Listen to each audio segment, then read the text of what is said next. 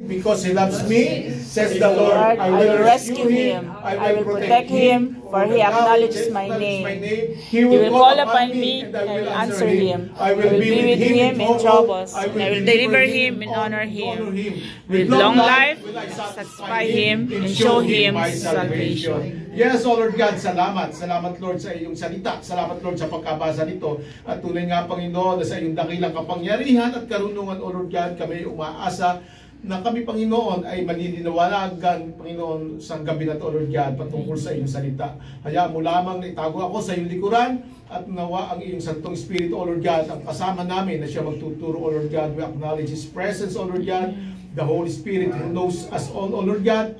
Kilala niya kami, Panginoon, from inside out, O Lord God. Kilala niya, Panginoon, ang bawat kasulok-sulukan ng buhay namin. And we believe, O Lord God, that the Holy Spirit will teach us something today, O Lord God. Amen. Panginoon, hayaan, O Lord God, na ikaw ay madakila at ang pangalan mong may taas sa gabi na ito.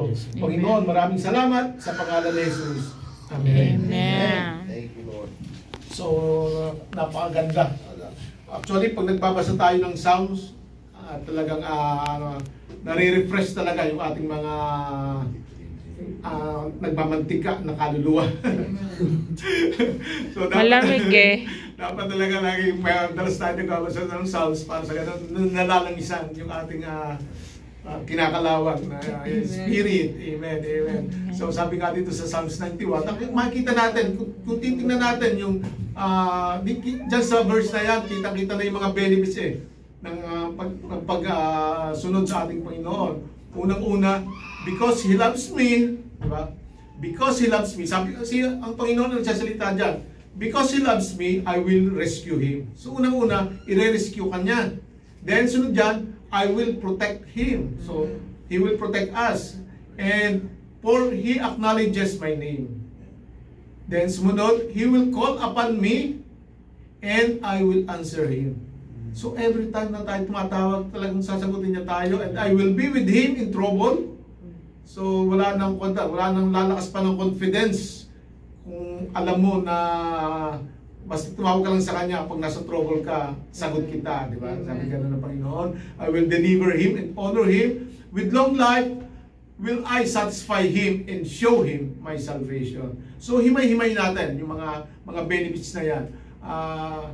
Subalit, ang kanya dyan, ang key para makuha natin, para ma-receive natin yung mga benefits na yan ay, sabi, because He loves me, sabi ng Panginoon.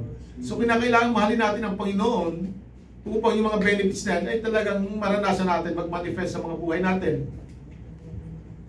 Amen. So,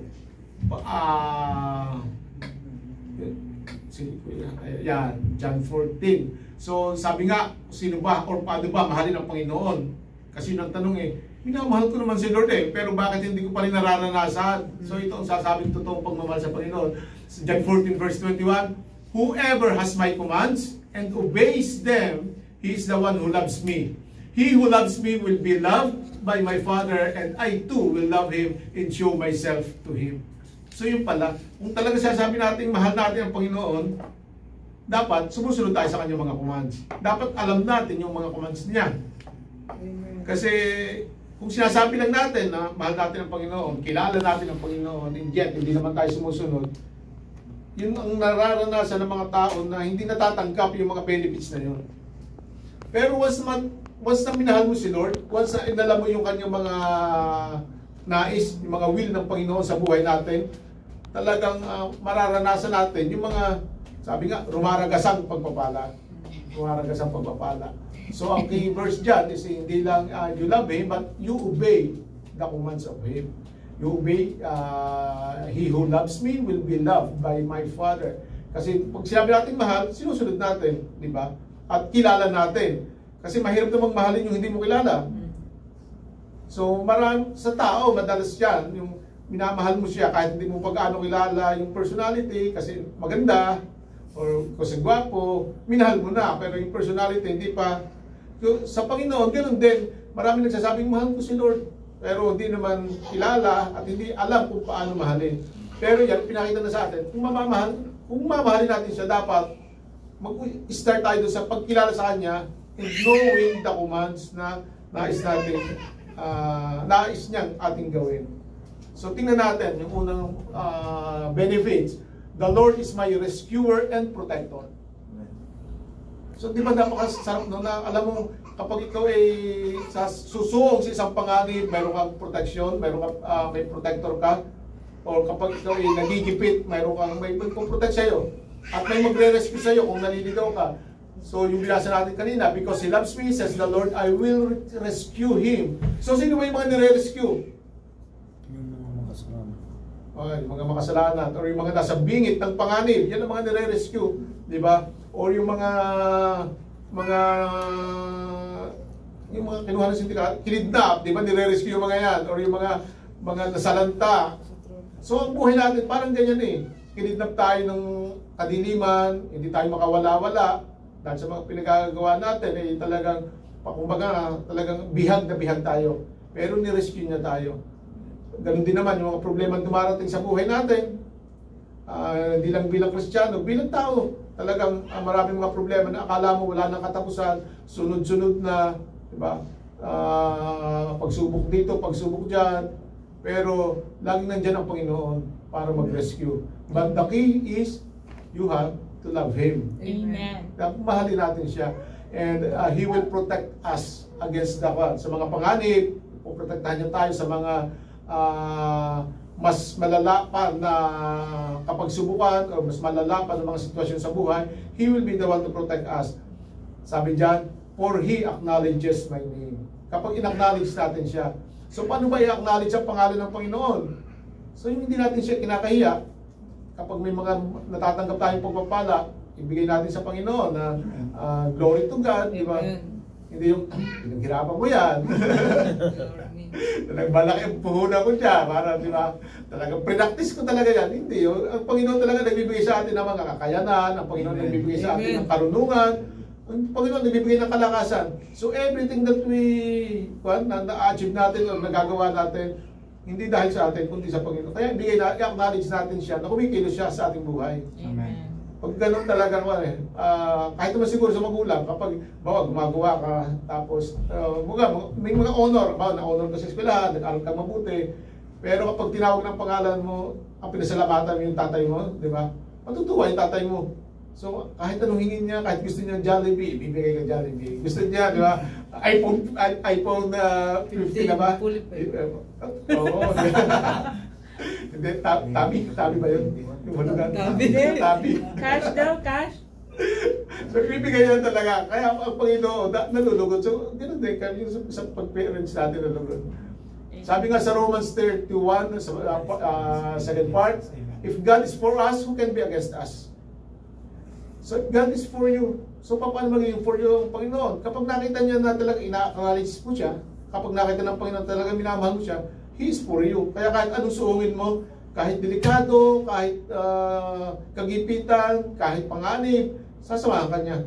So talagang sabi nga, walang makakalaban sa'yo kung kasama mo ang Panginoon. Amen. But ang keyword niya dyan is you have to love Him. So, ang second, ano ba yun? Ang second is, the Lord is my provider and deliverer. So nakita natin yan sa verse 15. He will call upon me and I will answer Him. So napakalaking bagay nun. At anytime you will call, sasagutin ka.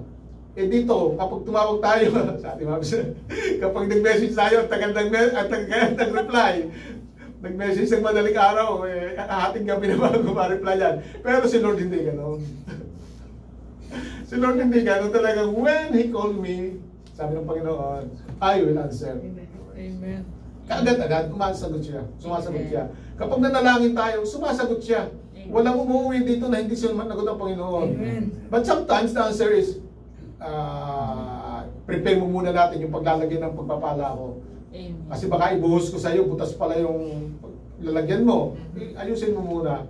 Pero lagi siya sumasagot. Dahil hindi siya or sasabihin ng Panginoon, may mas magbuti sa iyo. Yun ang ibibigay ko. Amen. Diba? Amen. Or upfront, o kaya direct, ibibigay na agad yung hinihiling mo. So, hindi katulad sa tao na pa-fall, di ba? Paasa. Sige, sa pagsweldo, sa katapusan. Ganyan.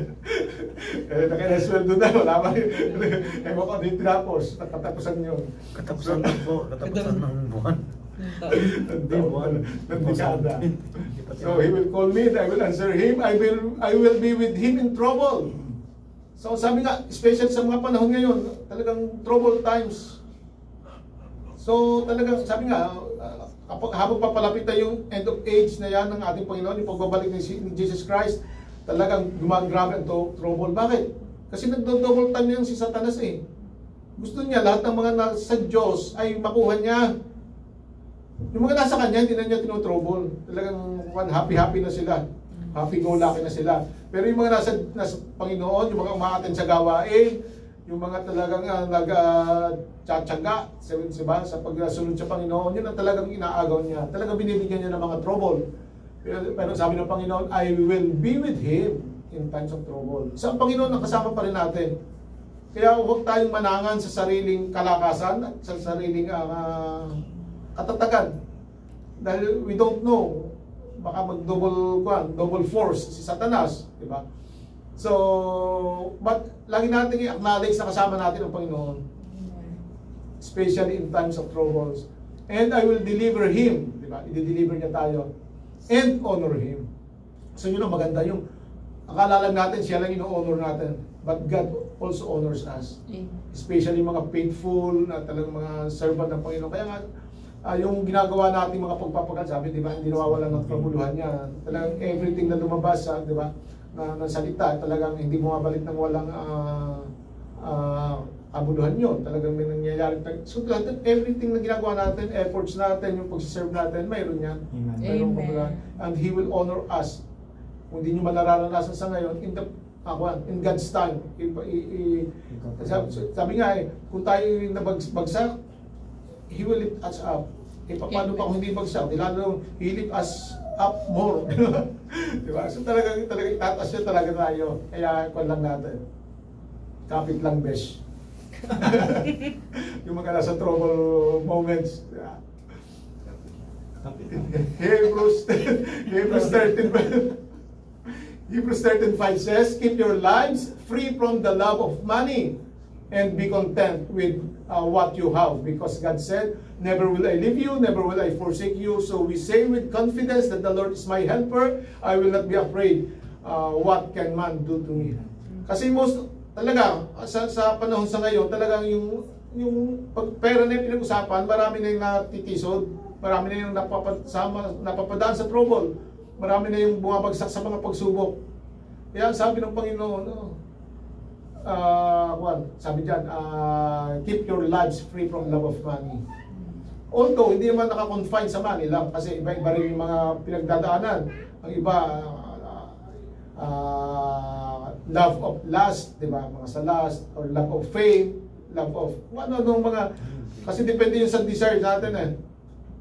Fame, yung kasikatan, yung tanyag, kilala ka, pasikan, payabang, ganyan, fame. So, di ba, pero talagang sobra, di ba? So yun, sabi ng Panginoon, ikuan mo, kasi usually yung pride eh, kapag dumaan na yung pride, talagang kaya sabi, maging kuha ka dyan, huwag kang padaig sa mga ganyang bagay. Actually, all sins naman boils down into three, di ba? Pride of life, pride of lust of the eyes, and lust of the flesh. So yung mga yun, kaya sabi, huwag kang magpatalo sa ganyan. At sabi nga, ang Panginoon na magpo-provide, di ba? Ang Panginoon magpo-provide sa atin. So, malaking bagay yan. Knowing na hindi tayo pababayaan ng Panginoon. Kasi minsan, pag nagipit talaga, kumangapit na sa patalim ang mga tao. Pero not knowing na mayroong inihahanda ang Panginoon. Ang tinitingnan ng Panginoon, lagpasan mo yung pagsubok na yan. Isang hapang na lang eh. Andun na eh. Isang hapang, pero bumibigay pa kasi hindi nakikita yung gagawin ng Panginoon. Pero dapat tayo, may mga spiritual eyes at kita natin gumalaw, ang galawa, kita natin. Kaya dapat hindi tayo bibigay sa mga inihahain ng kalaban sa atin. Amen. And the third point is, the Lord is my Savior. Psalms 91 verse 16, with long life I will satisfy him and show him my salvation. So, sabi nga, with long life I will satisfy him. So, nakikita nyo naman kapag ang isang mananampalataya talagang tapat ang pagsunod sa ating Panginoon. Yung full satisfaction nasa sa kanya eh. Whether it's a long or a short life, he lives satisfied sa buhay niya. So makikita natin ang buhay ng isang mananampalataya ay parang kung ikukumpara mo sa mga hindi mananampalataya na talagang laging kulang, although puno lang, kulang pa rin. Alam niyo yun? So pag kumparahin mo, malaki ang sahod ng hindi mananampalataya, maliit ang sahod ng isang Kristiyano, pero yung pa ng satisfaction nila, magkaiba. Yung isa satisfied na, yung isa talagang gusto pang double duty pa para, di ba? Kasi hindi pa satisfied. Pagdating ng sahod, may pang-touch pa si Kristiyano. Yung isa, wala na. Kasi lahat ibinili na, lahat ng, di ba? Kasi masyado nang nakuha yung focus sa mga material na bagay. Sabi sa John 16:35, then Jesus declared, I am the bread of life. He who comes to me will never go hungry, and he who believes in me will never be thirsty. So kapag nasa Panginoon tayo, satisfied na tayo. Unang-una, ang inaayos niya muna sa atin yung contentment, na madali tayong makontento, na yung contentment natin is just being with God, kontento ka na eh. Knowing that God will provide for everything, di ba? Seek you first the kingdom of God and His righteousness, and everything will be added unto you. Pero yung hindi nananampalataya sa Panginoon, talaga, sige, kayod, talaga, kinayod na lahat. Lahat talaga, di ba? Pero, wala pa rin. Parang pabutas ang bulsa, kasi pasok, labas lang ang mga nakukuha, nakikita niya. Pero tayo, kahit hindi ganun kalaki, pero we still, nakapagbigay pa tayo sa Panginoon, naibalik pa natin yung mga ikapun niyan. So, ang Panginoon talaga, bago niya ibigay sa atin yung mga pagpapala, inaayos niya muna yung natin, yung puso natin, yung contentment level ng buhay natin. And sabi dito, kasi di ba sabi sa 39, and this is the will of him who sent me, that I shall lose none of that he has given me, but raise them up at the last day. For my Father's will is that everyone who looks to the Son and believes in him shall have eternal life, and I will raise him up at the last day. So yun ang napakaganda eh. Pag tayo sumusunod, pag talaga yung kalooban yung ginagawa natin, hindi lang yung buhay natin dito ang nararanasan natin, yung kabutihan ng Panginoon, kundi yung sa darating pa. Kumbaga, yung dito ko lang eh, parang ambon lang. Pero yung pagpapala talagang darating, yun ang ating hinaabangan. Yung in the last days, yung pagbalik ng Panginoon, yung eternal life. Na magkakaroon tayo ng glorious life with God. At alam naman, malamang narinig nyo na rin, ano ba yung glorious life? Ano ba yung glorious living? So we will be like angels, we will be like yung mga nasa kalangitan na wala nang kasakitan, wala nang pagkakailangan na hindi na pagkaloob. So wala na tayong hihilingin pa.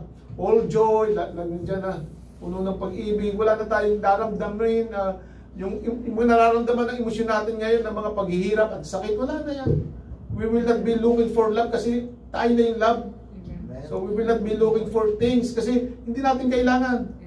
So wala, yun ang ating hino-hope na mangyayari.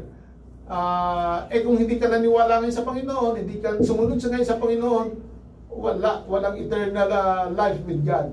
Eternal life with yung kaaway ng Panginoon, di ba? Eternal damnation in fires of hell. So talagang kapit lang tayo sa ating mga pagsubok na nararanasan, sa mga trouble, at mayroong din itong katapusan. At kahit sa trouble man, kasama natin ang Panginoon to lift us up and to encourage us. And para sa ating conclusion and challenge as well. So sabi nga natin, di ba, we have to love God. We have to love God and obey His command para maranasan natin yung mga benefits na yan. Pero sabi dito sa Matthew 22:37, Jesus replied, kung may magtanong, ano ba yung greatest commandment?